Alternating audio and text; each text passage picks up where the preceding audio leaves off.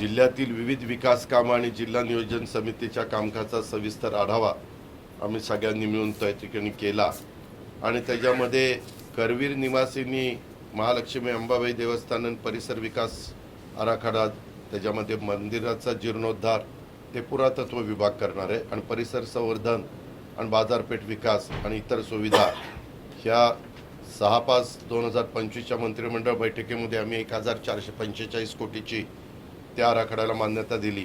अर्थात टप्प्याटप्प्याने आम्ही काम करणार आहे, परंतु 143 कोटीच्या कामाला मंदिर आणि परिसर जीर्णोद्धार कामाचं अंदाजपत्रक तयार करण्याचं काम चालू आहे।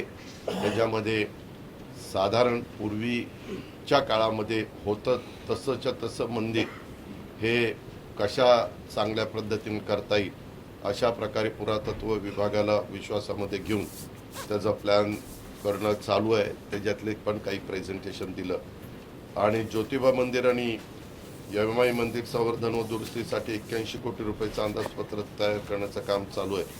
आपलं कोल्हापूर इंटरनॅशनल कन्व्हेन्शन सेंटर 252 कोटीच्याला मान्यता दिलेली आहे। त्याचाही कार्यारंभाचे आदेश आपण 14/7लाच दिलेले, तेही काम सुरू होईल। आता ह्याच्यातली बरीचशी कामं मी नियोजनच्या अंडर घेतलेले असल्यामुळे त्याला निधीची कुठली कमतरता भासू दिली जाणार नाही अशा प्रकारचा प्रयत्न राज्याचे मुख्यमंत्री आणि दोन्ही उपमुख्यमंत्री म्हणून आम्ही करू।